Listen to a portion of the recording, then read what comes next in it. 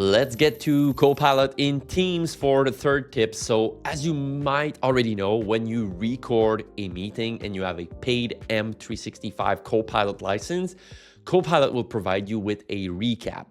You know that already. I'm pretty sure you know that. If you don't, that's good. You just learned it. It gives you some meeting notes like that and all of the follow-up tasks, right? Along with the recording of the meeting. But that's not what I want to show you.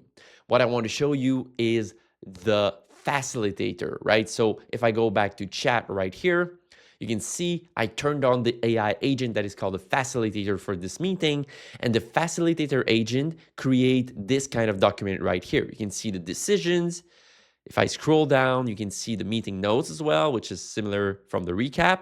And you can see as well all of the follow-up tasks in a very cool table right here. I can assign people, I can select dates, I can do a lot of things right here. So how do you turn on this Facilitator agent when you create a meeting?